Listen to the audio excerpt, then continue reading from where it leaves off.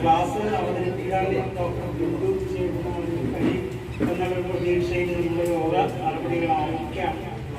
ആരോഗ്യത്തിനും ആയുധങ്ങളുടെ പ്രാർത്ഥനകളോടെ പുള്ളി അതിനെ പരിപാടിക്ക് സ്വാഗതം ചെയ്യും.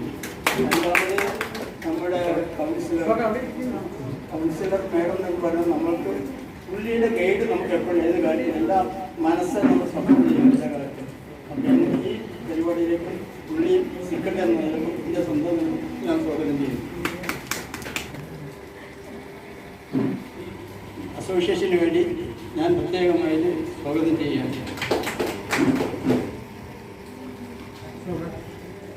ഇന്നത്തെ ഈ പരിപാടിയിലേക്ക് ഇവിടെ വന്നിരിക്കുന്ന എല്ലാ ആൾക്കാർക്കും പ്രത്യേക രക്ഷിതാക്കൾക്കും ഞങ്ങളെല്ലാം പഠിക്കുന്ന കാലത്ത് 5ഉം 6ഉം മക്കളൊക്കെ ഉണ്ടാവും. ഓരോ മക്കളും എത്രാം ക്ലാസ്സിലാണ് പഠിക്കുന്നതെന്ന് അറിയാൻ പാടില്ല. എനിക്കറിയണ കുറച്ച് കാര്യങ്ങൾ നിങ്ങളുമായിട്ട് ഷെയർ ചെയ്യാം. നമുക്ക് അതിൻ്റെ ഇടയ്ക്ക് എന്തെങ്കിലും സംശയം ഉണ്ടെങ്കിൽ എനിക്ക് ചോദിക്കാം. കുട്ടികളായാലും കൊള്ളാം, മുതിർന്നവരായാലും കൊള്ളാം, എല്ലാവർക്കും ദൈവം ഓരോ കഴിവുകളുണ്ട്, ഓരോ താല്പര്യങ്ങളുണ്ട്. ഒരു കരിയർ എന്ന് പറഞ്ഞിട്ടുണ്ടെങ്കിൽ നമ്മുടെ ജീവിത പങ്കാളിയേക്കാൾ കൂടുതൽ നമ്മുടെ ലൈഫിലുള്ളതാണ്. ഞാനിവിടെ എവിടെയാണ് ക്ലാസ് എന്ന് അന്വേഷിക്കണം, അത് എങ്ങനെയാണ് ഇവിടെ എത്തിച്ചേരുക എന്ന് അന്വേഷിക്കണം, ആ സമയത്ത് റെഡി ആവണം. അതിനുവേണ്ടി കുറേ പ്ലാനിങ് ഉണ്ട്. ആർട്ടിഫിഷ്യൽ ഇന്റലിജൻസ് ഒക്കെ വന്നിട്ട് റോബോട്ട്സ് ഒക്കെ നമ്മൾ ചെയ്യുന്ന എല്ലാ ജോലികളും തന്നെ ചെയ്യും.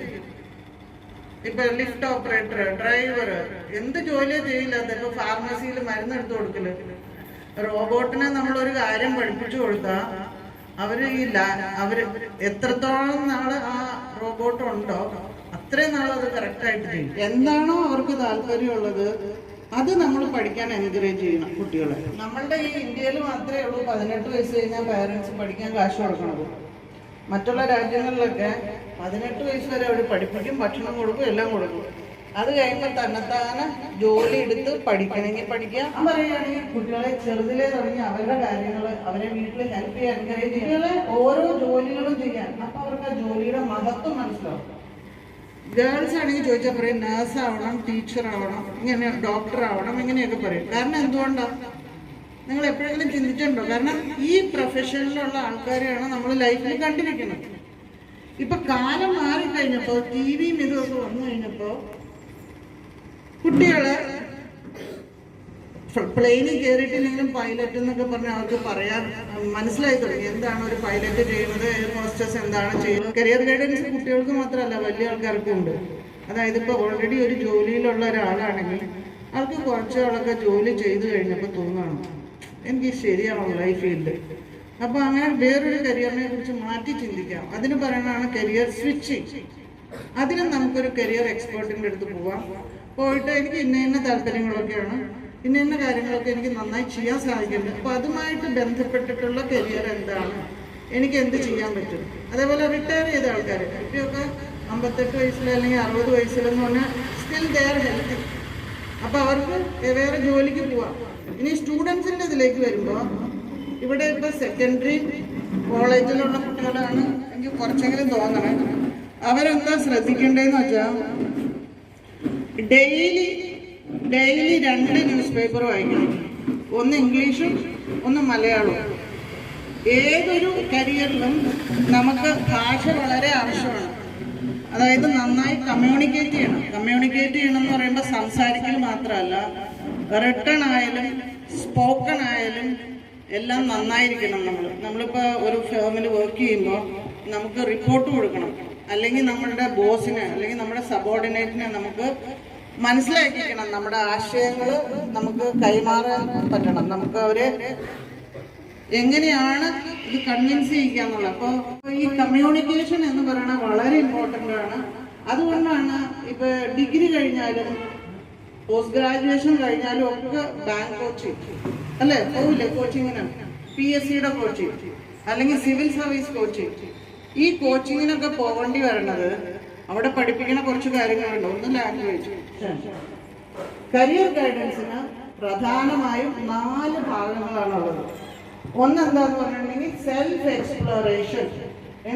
നമുക്ക് ജേർണലിസം പോലെ വക്കീലന്മാർ, അതേപോലെ ടീച്ചേഴ്സ്, ചാർട്ടേഡ് അക്കൗണ്ടൻസി, ഇനി മാത്സ് ടീച്ചേഴ്സ്, ഇങ്ങനെയുള്ള പ്രൊഫഷനിലൊക്കെ computer, ICSD India Institute for Career and Skill Development, ICSDindia.com.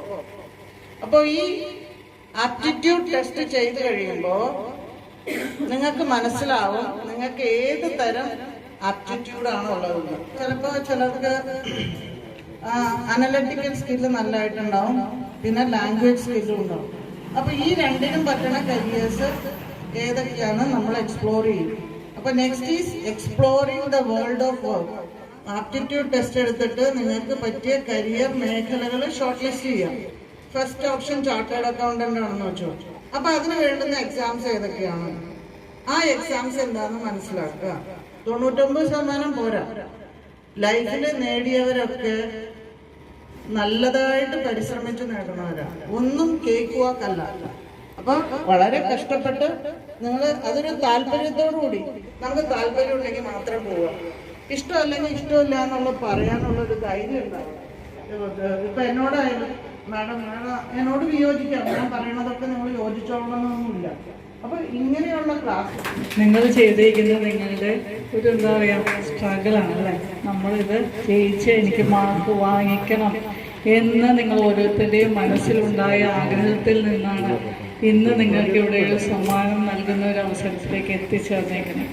ഒരു വലിയ നല്ലൊരു ക്ലാസ്സൊക്കെ തന്നു കഴിഞ്ഞു ഇവിടെ.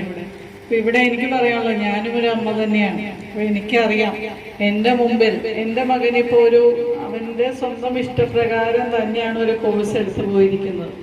അപ്പോൾ ആ ഒരു അവസ്ഥയിൽ ഇപ്പോൾ +2 ഒരു 10ാം ക്ലാസ് കഴിയുമ്പോൾ നമ്മൾ മക്കളോട് പറയും, മോനെ നീ ഇന്നത് പഠിക്കൂ, അല്ലെങ്കിൽ മോളെ ഇന്നത് പഠിച്ചു, നിന്റെ ഫ്യൂച്ചർ ഇതിലാണ് എന്നുള്ളത് നമ്മുടെ അറിവ് വെച്ചാണ് നമ്മൾ പറയുന്നത്.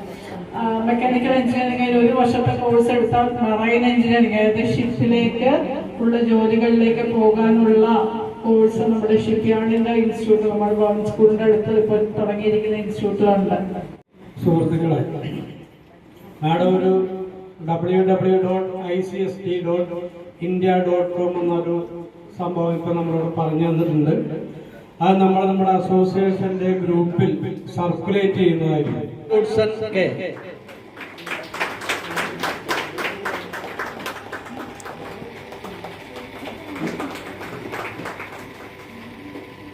രണ്ട് നെവിൻ ഇമ്മാനുവൽ, എല്ലാം A1 ആണ്.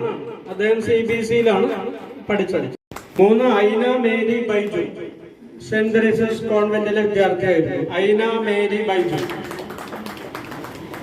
Sweetna Rose, Rona Roy. Higher secondary പരീക്ഷ പാസ്സായത് 4 പേരാണ്. ആദിത്യ രാജേഷ്, പ്രദീപ്, നമ്മുടെ അസോസിയേഷന്റെ കമ്മിറ്റി അംഗമായ പ്രദീപിന്റെ മകൻ VV ബെൻസി. അടുത്തതായി നന്ദു രാജേഷ് ആണ്. നന്ദു രാജേഷ് ഫുട്ബോൾ പ്ലെയർ ആണ്. കാശിനാഥൻ വന്നിട്ടില്ല. അദ്ദേഹം CBSE സ്കൂളിൽ നിന്ന് SSLC പാസ്സായതാണ്. ഇവിടെ നയിച്ചത് അത് നമ്മൾ എങ്ങോട്ട് തിരിഞ്ഞു പോയി. ഇപ്പൊ ഇവരെല്ലാം നമ്മുടെ ഒരു നാൽക്കവലയിൽ നിൽക്കുന്ന ഒരു സ്റ്റേജാണ്. എങ്ങോട്ടാണ് പോകേണ്ടെന്നുള്ള കഴിച്ചുകൊണ്ട് മാഡം നമ്മൾക്ക് പറഞ്ഞു തന്നത്. അത് ഏറ്റവും ആദ്യമായി നമ്മുടെ അസോസിയേഷൻ പ്രസിഡന്റ്, ഈ യോഗത്തിന്റെ അധ്യക്ഷൻ ശ്രീ AK കിഷോറിന് എന്റെ പേരിലും അസോസിയേഷന്റെ പേരിലും നന്ദി രേഖപ്പെടുത്തുന്നു. രണ്ടാമതായി ആരാധ്യ നമ്മുടെ കൗൺസിലർ അഞ്ജന രാജേഷിന് നന്ദി പറയുന്നു. ഉപരിയായി നമുക്ക് ഇത്രയും നല്ലൊരു ക്ലാസ് തന്ന കുട്ടികൾക്ക് മാത്രമല്ല, ഞാൻ പറഞ്ഞില്ല, നമ്മളുടെ പോലുള്ള കാരണന്മാർക്കും വളരെയേറെ ബോധവൽക്കരണം നടത്തിയ ഒരു ക്ലാസ്സായിരുന്നു. ആ ക്ലാസ് നടത്തിയ മാഡം വളരെ അസോസിയേഷന്റെ പേരിലും എന്റെ പേരിലും ഈ ഓരോരുത്തരുടെ പേരിലും നന്ദി പറയുന്നു. പിന്നെ ഈ ഇത്തരം വിജയിപ്പിച്ചത് നമ്മൾ ഓരോരുത്തരുമാണ്. ഈ ഇരിക്കുന്ന സദസ്സ് തന്നെയാണ് ഏറ്റവും കൂടുതൽ വിജയിപ്പിച്ചത്. എല്ലാവർക്കും നന്ദി പറഞ്ഞുകൊണ്ട് എന്റെ വാക്കുകൾ ഞാൻ